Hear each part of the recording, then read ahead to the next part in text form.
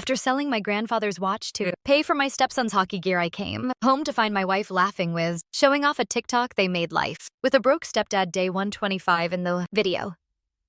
They zoomed in on my face while I was asleep on the couch.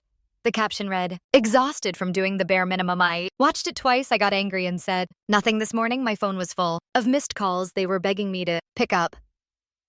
So, some background: I've been married to Allison, 37F, for 7 years. She has a son, Kevin, 16M, from her previous relationship. The bio hasn't been in the picture since Kevin was 5. When Allison and I first got together, Kevin was just a quiet 9-year-old who liked video games. Fast forward to now, and the kid eats, sleeps, and breathes hockey.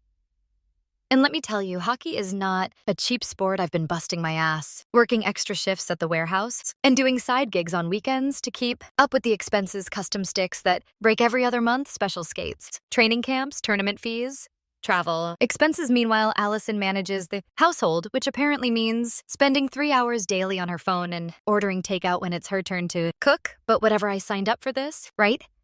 I genuinely wanted to be a good stepdad. I tried for 7 freaking years. Last month, Kevin made it onto some elite travel team, and suddenly we needed another $15K for equipment upgrades and camp fees. Our credit cards were maxed, and Allison kept saying how devastated Kevin would be if he couldn't go, how all his friends were going, how this could be his big break.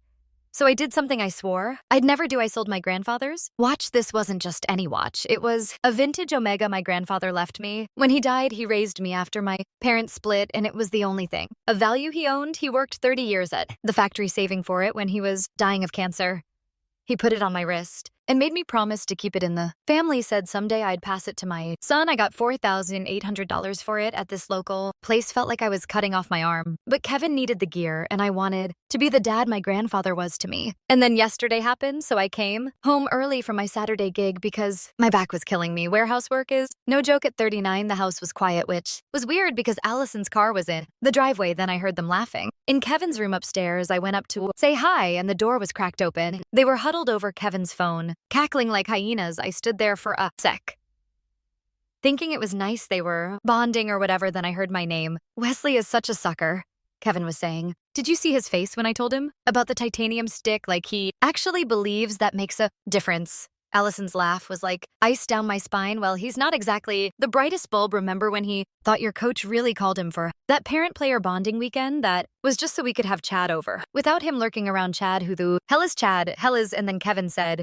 "Check out how many views yesterday's post got." And they both started laughing again. I should have walked away, should have confronted them right there. Instead, I just froze like an idiot while they scrolled through what looked like TikTok life with a broke stepdad day. 125, Kevin read out loud, and they both lost it again. I quietly went back downstairs and grabbed my own phone. Found the account in like 30 seconds at Brokiepad Life. Over 90 videos, 7,000 followers. You guys, I can't even describe what it felt like scrolling through that feed. Videos of me asleep on the couch with captions like "exhausted from doing the bare minimum." Me checking our bank account with "when you realize you can't afford to breathe." Close-ups of my worn out shoes, my ancient phone, the patched elbows on my work jacket. But the worst one, the absolute worst, was posted the day after I sold the watch. It showed Kevin wearing some gaudy fake diamond crusted thing on his wrist while Allison filmed him flexing. The caption said, "Upgraded from grandpa's dusty old time. Peace," with laughing emoji. They knew what that watch meant to me. They knew I watched that video twice. Something inside me just broke, then went cold, real cold. I put my phone away and sat on the couch pretending to watch TV when they came down. Kevin asked for money for pizza. I gave him $40 without saying a word. Allison asked if I was feeling sad again with this fake concerned look. I said I was just tired. That night I lay awake while Allison slept beside me. I realized something. I've spent 7 years trying to be someone's dad who sees me as a walking ATM. 7 years with a woman who laughs at me behind my back. 7 years being the butt of the joke for 47,000 strangers. I got up at 4 a.m. and made some calls by 6 a.m. I had a plan by 11 a.m. I was gone. They didn't notice. At first, Saturdays, Allison sleeps till noon and Kevin never emerges before 1 o'clock. But by mid-afternoon, my phone started blowing up. Missed calls, texts asking where I was, where was dinner money, why wasn't I answering, then panicked. Voicemails when they realized some things were missing, then straight up begging when they figured out what else I'd done. I'm typing this from my sister, Danielle's guest room. My phone is still vibrating with their calls. They have no idea what's coming next. Sorry for the wall of text, but my life just went from dumpster fire to tactical nuclear strike, and I needed to get it off my chest. Before I execute the rest of my plan, part 2 coming soon when I can stop shaking with rage long enough to type it. Update 1 first off, holy crap, you guys. My inbox exploded after my last post. Thanks for all the support and awards. And stuff didn't expect that for those asking if I'm okay. I'm getting there. So, remember how I said I had a plan? Well, buckle up because what I did next wasn't pretty, but it was necessary, and yeah, maybe part of me enjoyed it more than I should have after discovering their talk mockery. I could have just confronted them right away, screamed, thrown stuff. The whole dramatic scene, that's what they probably expected from Broke. Stepdad and emotional outbursts they could have recorded for more content instead went cold like Arctic tundra, cold for 2 weeks.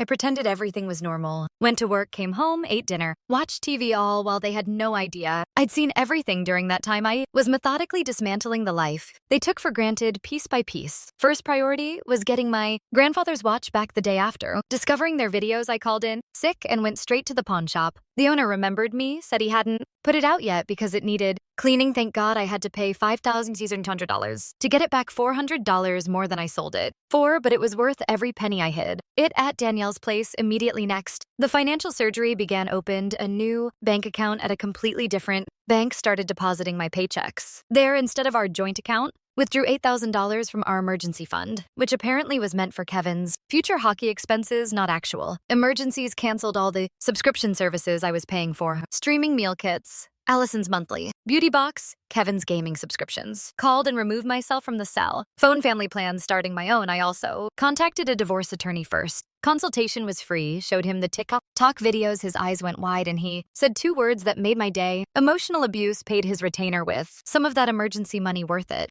The most satisfying part, I did all this during my lunch breaks or while they thought I was working overtime. Meanwhile, I was creating a detailed spreadsheet of every dollar I'd spent on Kevin's hockey. Over the past 7 years, the total $67,842. That's a down payment on a freaking house. While I was working on the financial stuff, I started the psychological warfare. Nothing dramatic, just small things to make them uncomfortable. Accidentally left divorce paperwork in my car where Allison would see it when borrowing my charger. Started taking random personal calls in the bathroom with the door locked casually. Mentioned to Kevin that his hockey coach had reached out to me. He hadn't, but Kevin's face went white. Took down all our family photos from the living room and packed them in a box labeled past. Left browser tabs open, researching apartments in another city. The whole time they suspected nothing major. Allison asked once if I was acting weird, and I just shrugged and said work was stressful. Kevin barely noticed since he was too busy making more TikToks. Yep, they kept posting them. Then came step 3, the social nuclear option. I created a throwaway email account and sent links to the TikTok account to every hockey parent in Kevin's team group chat. Allison's parents who've been helping fund Kevin's hockey. Kevin's school counselor expressing concern about his online behavior, our neighbors, and mutual friends. I didn't add commentary, just sent the links with the subject line, thought you might find this interesting. While that bomb was silently ticking, I executed the final phase. They were scheduled to be at an away hockey tournament last weekend, Kevin playing, Allison cheering. They left Friday afternoon. I took the day off as soon as their car disappeared down the street. Changed all the locks legally I could, since my name's the only one on the deed. Packed up my essential belongings, removed their access to the home. Security cameras left printed. Screenshots of the worst TikTok spread across the kitchen table, placed formal divorce papers in the center and the cherry on top, a handwritten note. Congratulations on your TikTok success. Hope it was worth it, Wesley. Then I shut off the Wi-Fi, which was in my name, took one last look around and walked out. Didn't hear anything until Saturday night.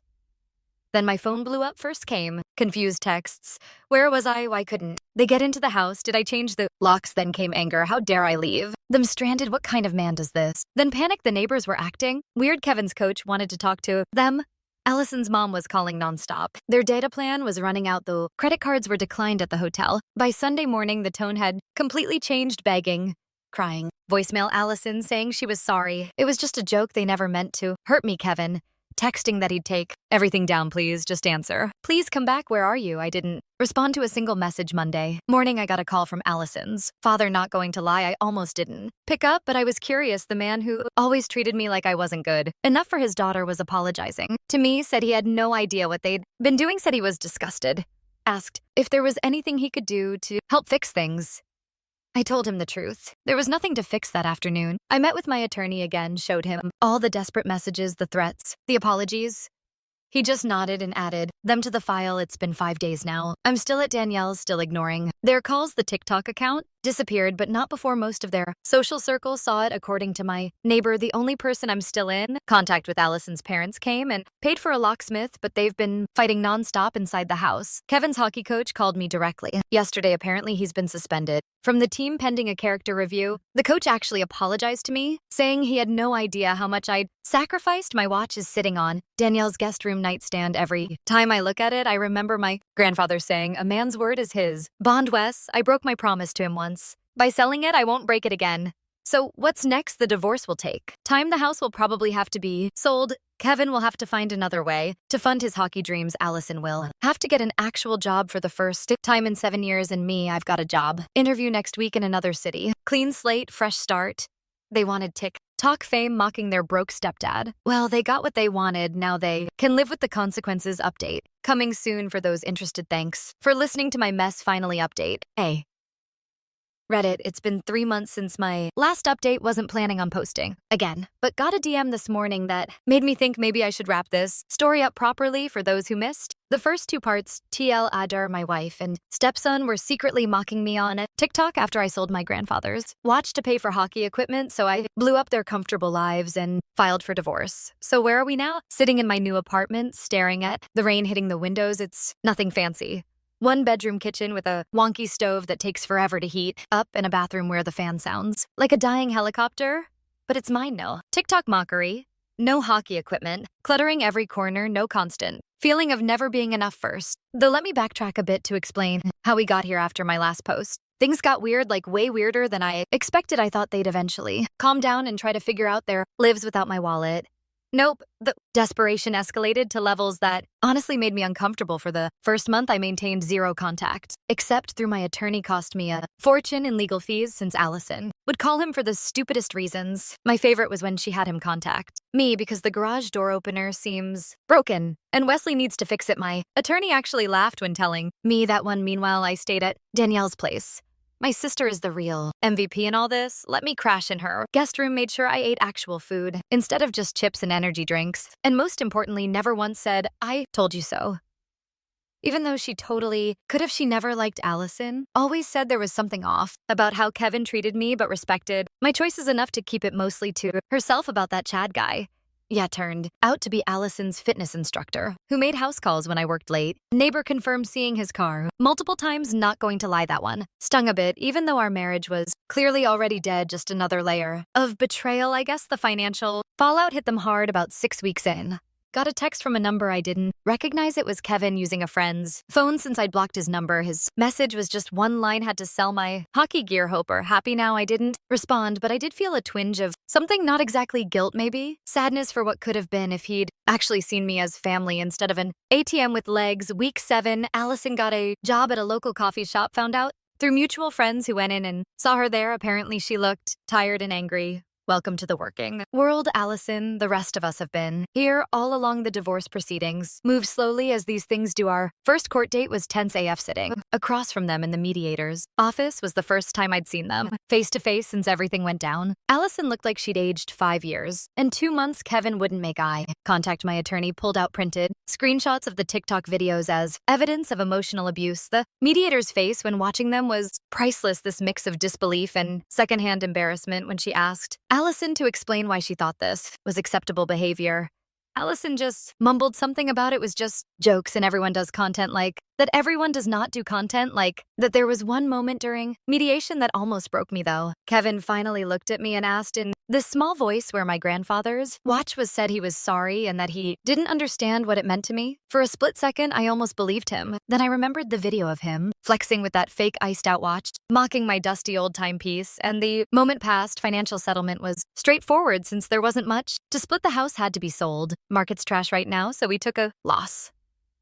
Allison tried to claim half my 401k, but my attorney shut that down with evidence that she'd been draining our accounts for years for Kevin's hockey while contributing nothing herself. The most surprising twist came from Allison's parents. They reached out about a month ago asking to meet for coffee. I was suspicious, but agreed to a public place. They showed up looking exhausted. Turns out Allison and Kevin had moved in with them after being unable to afford rent anywhere, and it was not going well. Allison's dad said something that stuck. With me, he said he'd failed as a parent by never teaching Allison the value of money or respect. Said watching her treat me the way she did made him realize he'd created this entitlement. Then he handed me an envelope with $5,000 in it for the watch. I tried to refuse, but he insisted. Said it wouldn't fix anything, but it was the principle. I took it and put it straight into savings last week. I finally had to go back to the old house to pick up the last few boxes of my stuff that had been in storage. Was hoping to avoid seeing them, but of course Allison was there waiting. She looked different. The designer clothes were gone, replaced with normal jeans and a plain sweater, hair pulled back instead of perfectly styled. She started with the usual how sorry she was, how she'd changed, how we could work it out. I just kept packing boxes into my car. Then she switched tactics, getting angry, saying I was being cruel by not even talking to, asking if I was enjoying their suffering, if this was the revenge I wanted. I finally spoke, told her this wasn't about revenge anymore. It was about consequences, about learning that you can't treat people like garbage and expect them to stick around, that I deserved basic respect, and neither she nor Kevin had ever. She asked about the watch. I rolled up my sleeve and showed it on my wrist. Her face crumpled. Kevin was apparently doing poorly in school now that hockey was off the table. No more special treatment from teachers when you're not the star athlete. Allison blamed me for ruining his future. I reminded her that actions have consequences, a lesson both of them needed to learn eventually. As I was leaving with the last box, Kevin came home, stood in the driveway staring at me. For a minute, I thought he might apologize for real this time. Instead, he just asked if I'd help him with his math homework like I used to. The absolute audacity of this kid. I put the box in my trunk, got in my car, and drove away without looking back. So here I am now. New city, new job. Lateral move, nothing. Fancy new apartment with temperamental appliances. I'm dating again, casually met someone nice through a hiking group, taking it very slow. My grandfather's watch sits on my nightstand every night. Before bed, I wind it carefully, like he taught me. Sometimes I talk to him in my head, telling him I got it back, that I kept my promise in the end. Do I regret blowing up my life? Not for a second. Do I miss them? Honestly, I miss the family. I thought we were not the family we actually were. The other day, I saw a kid about Kevin's age helping his stepdad carry grocery, both of them laughing about something. For a minute, I felt this ache in my chest, not for what I lost, but for what I never actually had. Life's not perfect. Now my back still hurts from the warehouse work. My apartment has weird noises at night. I eat too much instant ramen, but when I scroll through my phone, now there are no TikToks mocking me, no demands for money. I don't have no pretending to be someone I'm not, just me, living an ordinary life on my own tarot and wearing my grandfather's watch.